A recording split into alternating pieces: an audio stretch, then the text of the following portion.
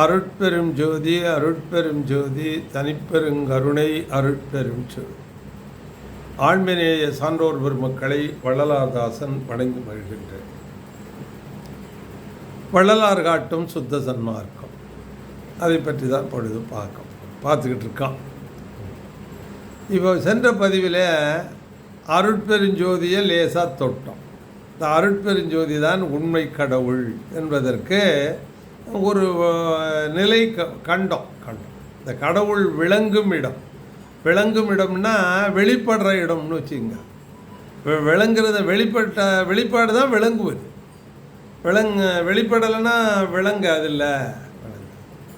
அதனால் அது அண்டத்தில் 4 இடத்துல விளங்குகிறது, பிண்டத்தில் 4 இடத்துல விளங்குகிறதுன்னு சொல்லும்.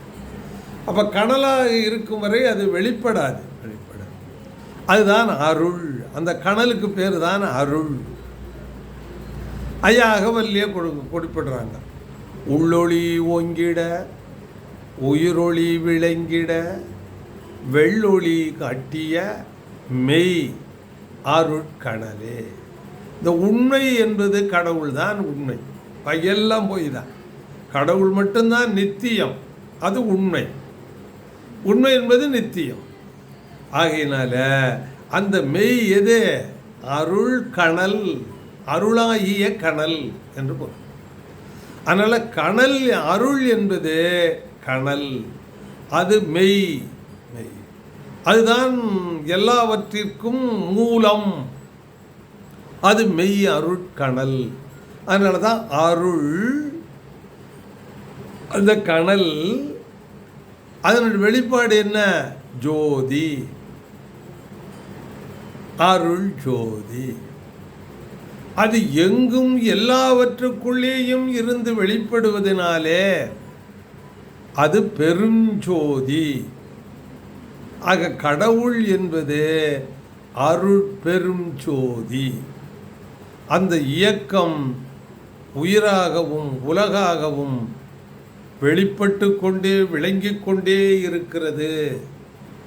அதனால் சுத்த சன்மார்க்க கடவுள் என்பது அருட்பெரும் ஜோதி, அருட்பெரும் ஜோதி.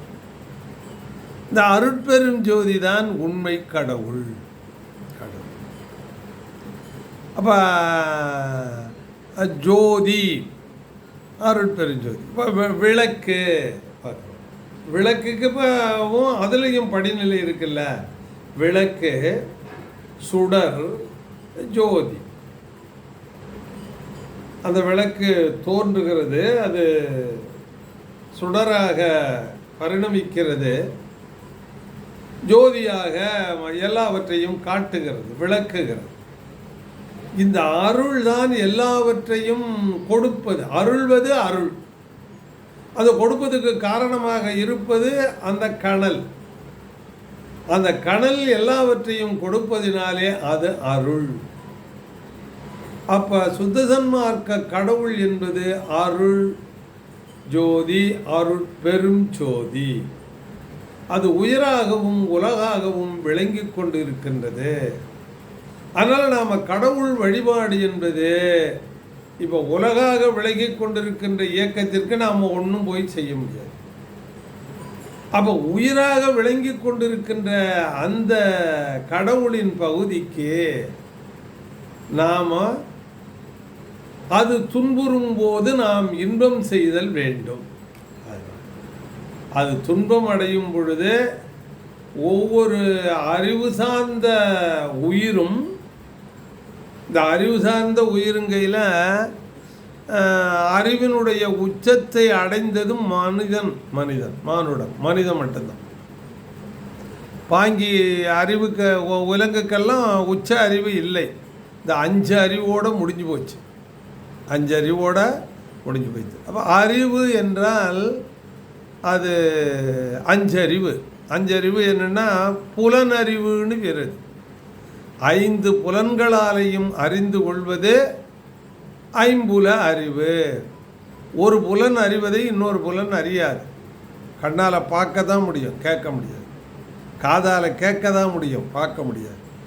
ஒவ்வொரு புலன்களாலையும் அறிவது ஒரு புலனறிவு.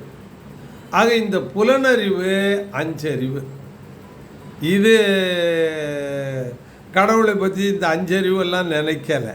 அஞ்சறிவு உள்ள மிருகங்கள் எதுவும் கடவுளை பற்றி நினைக்கலை. ஆறாவது அறிவு ஒன்று வந்தது பாருங்க. அந்த ஆறாவது அறிவு தான் மன அறிவு. நினைத்தல் என்ற கூரை உடையது.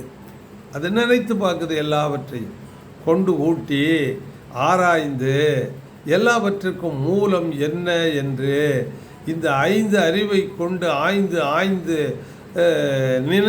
நினைந்து பார்த்து எட்டுவது, மேலேற்றுவதற்கு துடிப்பதற்கு உரியது மனம்.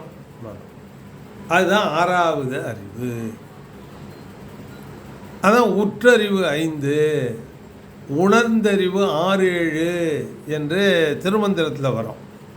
இந்த உணர்ந்து அறிவதை, எல்லாவற்றையும் மூலம் ஒன்று இருக்கிறது என்று அறிந்து கொள்ளுகின்ற ஆற்றல் உடையது இந்த மனம். அது மனுஷனுக்கு மட்டும்தான் கிடைச்சிச்சு. அதனால தான் மனுஷன் மட்டும்தான் சாமி கும்பிடுறான். மனிதன் மட்டும்தான் இந்த தேடுதலில் இருக்கிறான். அருட்தேடுதலிலே உடையவன் மனிதன்தான். அருட்தேடுதலில் இல்லைன்னா 5 அறிவு உடையவர்களோடு நாமும் சேர்ந்திருக்கிறோம்னு தான் அர்த்தம். 6வது அறிவை நாம் பயன்படுத்தலேன்னு அர்த்தம். அப்போ அந்த 6வது அறிவுன்னா என்னென்னா அடுத்த பதிவில் கொஞ்சம் சொல்லிவிட்டு மேலே போவோம். நன்றி, வணக்கம்.